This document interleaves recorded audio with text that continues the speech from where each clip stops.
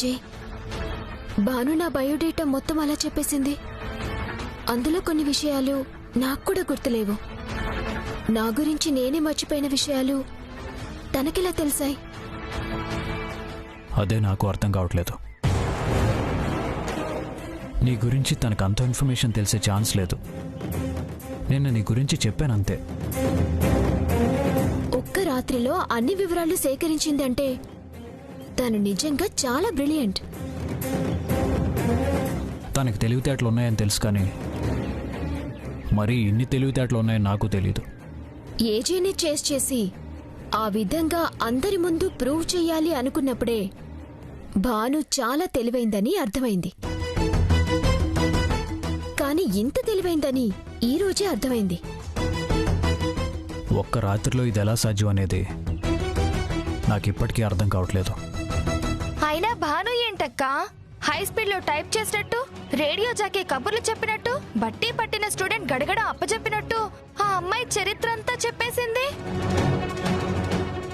Bhanu reaction ని బట్టి ఏజే ఆ షాకింగ్ న్యూస్ చెప్పేంత వరకు తనకి శృతి గురించి ఏమీ తెలీదు. కానీ ఆ తర్వాత నుండి తెల్లవారే వరకు తనకిదంతా ఎలా తెలిసింది, ఎలా తెలుసుకుంది అనేదే ఇప్పుడున్న $100 క్వశ్చన్. ఈజే రాగానే భానుని ఇంట్లో నుంచి బయటికి పంపిస్తాడు అనుకుంటే భాను దెబ్బకి షాక్ అయిపోయి ఏం మాట్లాడకుండానే లోపలికి వెళ్ళిపోయాడు. ఈ రోజు నుంచి భాను ఇంట్లో కనిపించదని నేనెంతో ఆశపడితే ఇలా జరిగిందేంటి? దీనంతటికీ కారణం భాను. ఆ శృతి గురించి ఎలా తెలుసుకుందన్నదే నాకు అర్థం కావట్లేదు. అర్థం కాకపోవడానికి ఏముంది జయమ్మ, అది చాలా సింపుల్. నువ్వు సింపుల్ అంటున్నావు.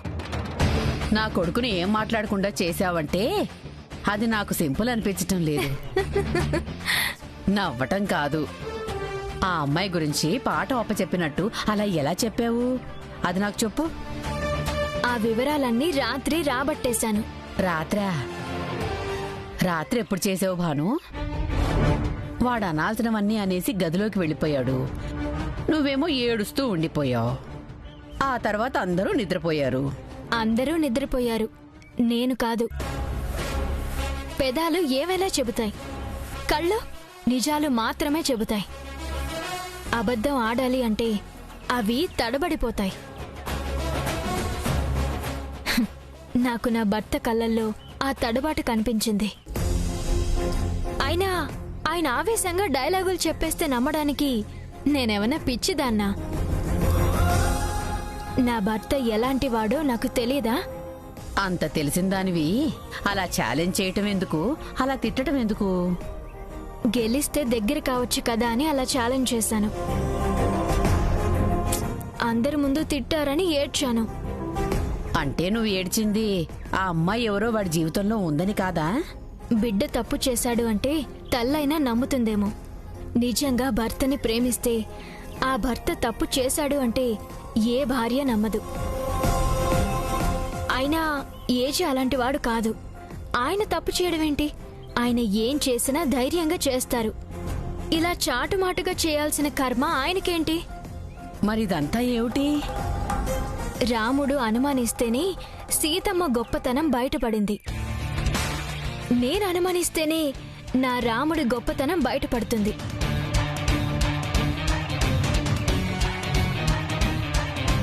అందుకే అనుమానించాను. రాత్రి ఆయన మాటల్లోనే శృతి అన్న పేరు చెప్పారు. సోషల్ మీడియాలో అన్నిట్లో చెక్ చేశాను. అంతే, ఆ అమ్మాయి బయోడేటా మొత్తం వచ్చేసింది. అది తెలియగానే ఆ అమ్మాయి ఎవరు, ఆ అమ్మాయి పనిచేసే హాస్పిటల్ ఏంటి, అన్ని వివరాలు తెలుసుకున్నాను. ఓకే, భానుకి నా గురించి అంతా తెలిసిపోయింది కాబట్టి ఇంకా మనం మన గురించి దాచిపెట్టడం ఎందుకు? చెప్పేద్దామా? వద్దు శృతి, చెప్పాలనుకుంటే నేనే ఎప్పుడు చెప్పేవాణ్ణి. ఇప్పుడు మన గురించి వాళ్ళకి చెప్పింది చాలు. అంతకు మించి తెలియాల్సిన అవసరం లేదు. అవసరం లేదని మీరంటున్నారు. అవసరం అనుకుంటే నా జాతకాన్ని బయటికి తీయగలిగిన భానుకి ఇది పెద్ద కష్టమవుతుందా? ఏదో నీ గురించి కొంత తెలుసుకుంది కాబట్టి అంతా తెలుసుకుంటుందని తను మరీ అంత ఎక్కువ అంచనా వేయాల్సిన అవసరం లేదు. నోనో, తను ఎంత కాన్ఫిడెంట్ గా మాట్లాడుతుందో చూసారా? కాబోయే నా భార్య అని చెప్పిన తర్వాత కూడా తన కళ్ళల్లో భయం లేదు, నన్ను చూడగానే కంగారు లేదు. తను మొండిది, ఏం చేసినా మొండిగా చేసేస్తుంది. ఆ మొండితనాన్ని మనం ధైర్యం అనుకుంటే ఎలా? బాణుని కొంచెం తక్కువ అంచనా వేస్తున్నారేమోనని నాకనిపిస్తోంది. ఫస్ట్ టైం చూడటం కదా, నీకు అలాగే అనిపిస్తుంది. ఓకే, నేనే ఎక్కువ ఊహించుకుంటున్నానేమో. అయినా ఈ గొడవంతా ఎందుకు? నిజం చెప్పేస్తే సరిపోతుంది కదా. మన గురించి మనకు మాత్రమే తెలిస్తే చాలు. మనమేంటి, మన రిలేషన్ ఏంటి అనేది ఎవరికి వాళ్ళు ఊహించుకునే అవకాశం లేకుండా వాళ్ళ ఆలోచనలకి ఒక చోట ఫుల్ స్టాప్ పెట్టాను. వాళ్ళని అక్కడే ఉండనివ్వు. ఓకే ఏజే, మీ ఇష్టమే నా ఇష్టం. That's good. ఏమిటి రాత్రికి రాత్రి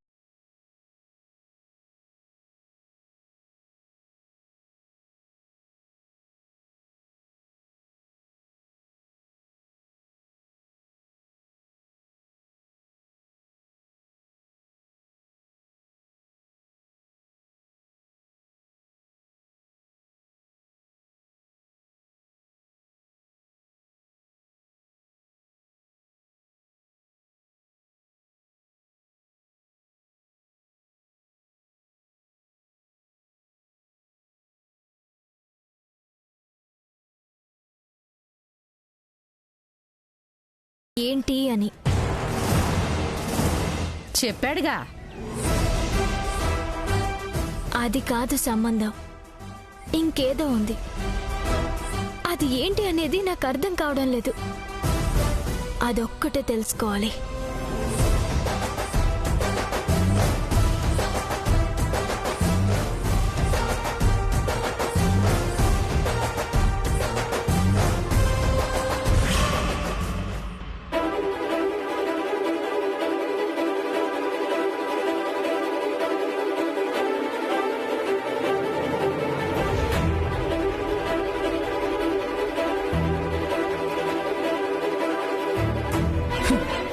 తన పని బాగుంది. ఇంట్లో అందరం ఇంత టెన్షన్ పడుతుంటే తను మాత్రం హ్యాపీగా ఉయ్యాలూగుతుంది. టెన్షన్ వచ్చిందే తన వల్ల కదా. అవును, టెన్షనే తనైనప్పుడు తనకి టెన్షనే ఉంటుంది. అయినా ఒంటరిగా దొరికింది. ఇప్పుడే వెళ్ళి మన బ్యాచ్లో కలిపేసుకున్నామంటే మనతో పాటే ఉంటుంది. అవకాశం ఇచ్చామో ఆ జయమ్మ భానులు అల్లుకుపోతారు. అవునక్క, ఇప్పుడే వెళ్ళి ఫ్రెండ్షిప్ చేసుకుందాం, మనలో కలిపేసుకుందాం. పదండి.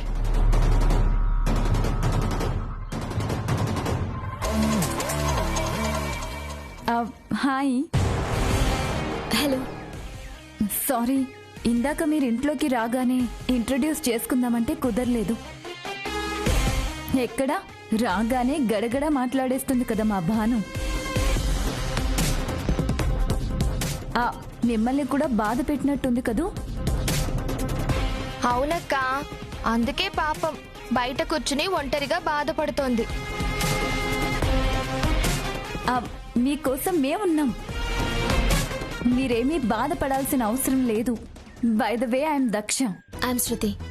మీ పేరెందుకు తెలీదు? తెలుసుగా, నా పేరు మాయ. హలో. నా పేరు చిత్ర. హాయ్. మీరు భాను మాటలేమీ పట్టించుకోకండి. భాను అలాగే మాట్లాడుతుంది. తనుంటేనే గొడవ. తన వల్లే ఇంట్లో ప్రశాంతత లేకుండా పోతుంది. సొసైటీలో మా ఏజేకి ఎంతో వాల్యూ ఉంది. అలాంటి ఏజేతో గొడవ పడుతుంది. తనని బ్యాడ్ చేయాలని చూస్తుంది. అన్నీ చూస్తూ కూడా మేమెందుకు భరిస్తున్నామంటే మీలాంటి వాళ్ళొకరు ఎప్పుడొస్తారా అని ఎదురు చూస్తున్నాం. అవునవును, మంచి టైంలో మీరు వచ్చారు. చూడు శృతి, మా ఏజేకి నువ్వే కరెక్ట్. డాక్టర్ చదువుకున్నావు. మా ఏజే మాత్రం ఈ మధ్య ప్రపంచ స్థాయిలో కుకింగ్లో పేరు తెచ్చుకున్నారు. కాబట్టి నువ్వు మా ఏజే ముందు ముందు యుఎస్కి వెళ్ళి అక్కడ సెటిల్ అయ్యే ఛాన్సెస్ కూడా రావచ్చు. రావచ్చు కదా ఏంటక్కా, ఖచ్చితంగా వస్తుంది.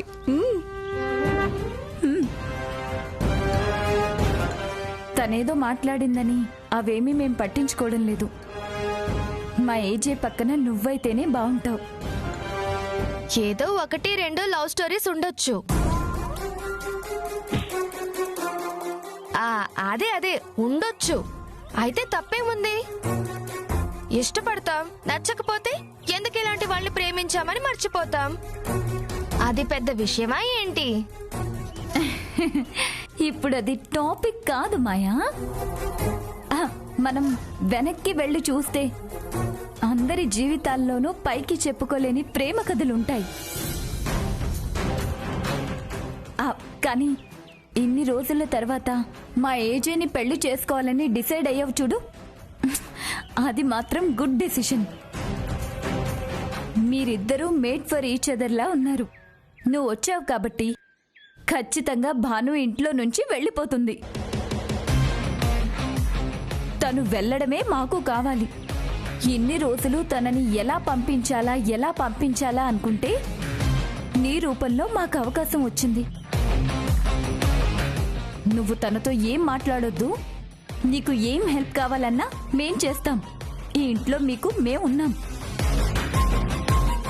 మనమందరం ఒక జంటగా ఉంటే ఏదైనా చేయొచ్చు. ఓకేనా?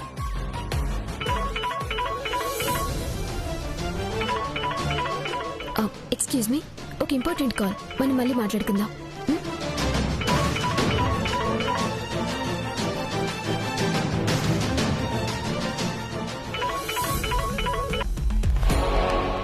హలో, అవునా? బాగా ఇబ్బందిగా ఉందా? ఓకే ఓకే, నేను ఇప్పుడే బయలుదేరొస్తున్నాను. తొందరపడి మీరేం యాక్షన్ తీసుకోవద్దు. నేను వచ్చేస్తున్నాను. యా, ఇప్పుడే బయలుదేరుతున్నాను.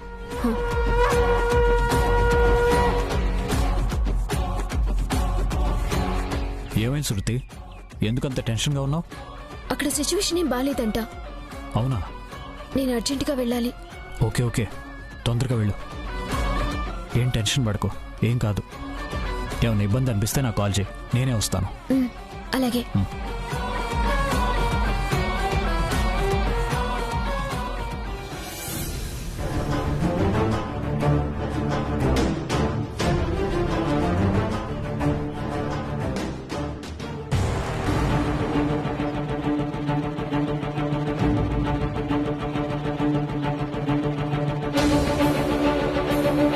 బాను ఏంటి కనిపించట్లేదు? మళ్ళీ డిక్కీ ఎక్కిందా? జయమా, జయమా, ఏంటి నాన్నా? తనెక్కడా? భానునా? ఏమో, లోపల ఎక్కడో ఉందేమో.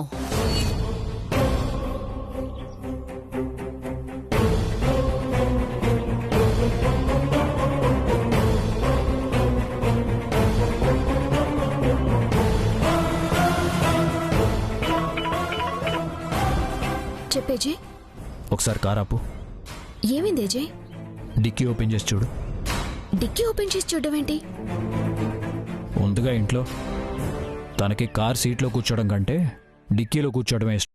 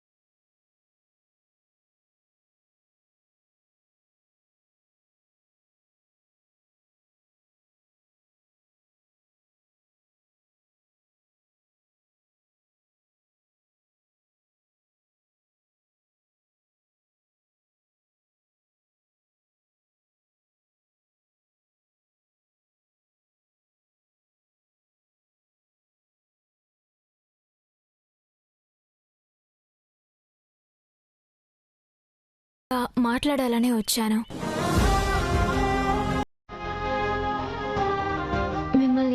ఎంక్వైరీ చేయాలనో మిమ్మల్ని ఇబ్బంది పెట్టాలనో నాకెప్పుడూ లేదు. మరి ఇప్పటివరకు చేసిందేంటో? మీరు నన్ను మీ భార్య అనుకున్నా అనుకోకపోయినా మీరు నా భర్త అనుకున్నాను కాబట్టే ఈ ఇంటికొచ్చాను, ఈ ఇంట్లో ఉంటున్నాను.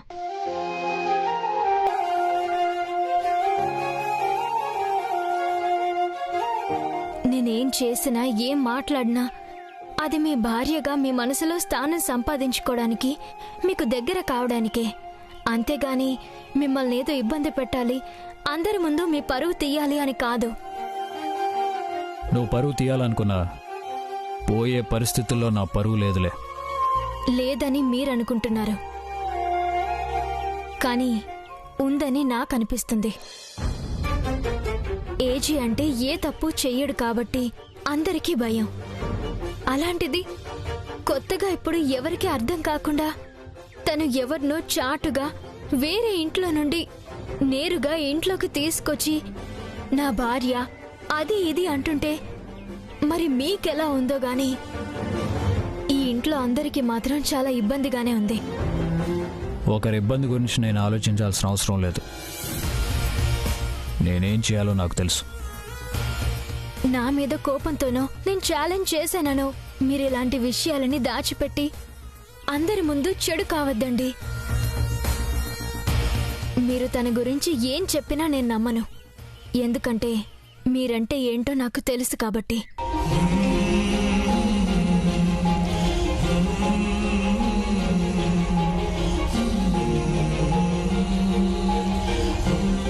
భార్య అంటే అర్థం చేసుకునేది, అందుకే భర్తలో సగం అంటారు. మిమ్మల్ని అర్థం చేసుకోలేనప్పుడు భార్యగా నేను ఇంట్లో ఉండడానికి నాకు అర్హత లేనట్లే. ఏమండి, మీకు కోపం వస్తే నన్ను కొట్టండి, తిట్టండి. మీకు నిజంగా నేను నచ్చలేదు అంటే నచ్చలేదని చెప్పండి. మీ సంతోషం కోసం నేను ఆనందంగా గడప దాటి వెళ్ళిపోతాను. అంతేగాని ఇలాంటి విషయాల్ని దాచిపెట్టడం మంచిది కాదు.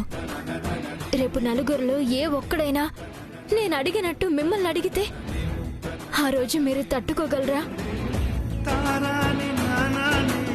ఎవరన్నా మీ గురించి చెడుగా మాట్లాడితే నేను తట్టుకోగలనా?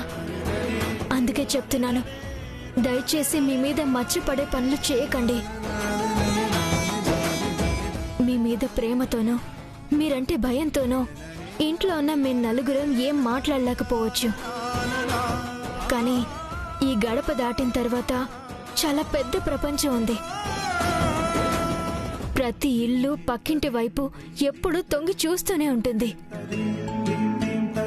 అలాంటి వాళ్ళ కళ్ళకి ఇలాంటి విషయాలు కనిపించాయంటే సొసైటీలో గౌరవమైన స్థానంలో ఉన్న మీకు చెడ్డ పేరు వస్తుందండి.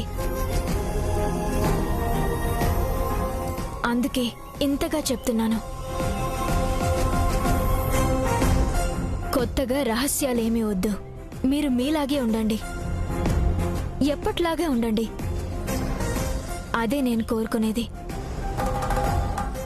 ఇది నా సలహా కాదు, మీ మీద నాకున్న అభిమానం. నిదురించే నదిలో మొదలాయను అలలే, ముసుగేసిన ఎదలో చిగురేసెను కలలే.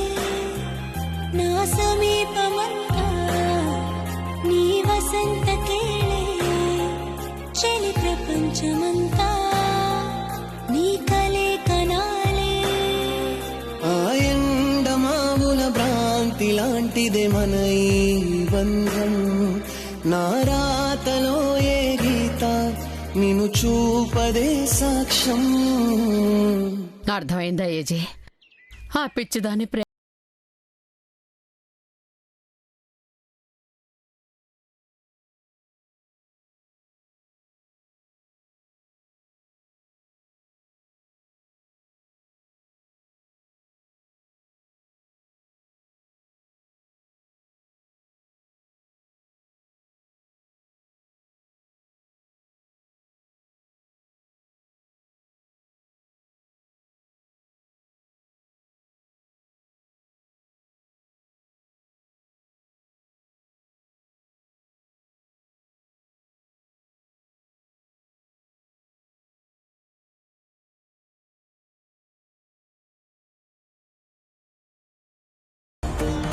ఎందుకు నాన్న తనని అంత చాటుగా దాచిపెట్టవలసి వస్తోంది?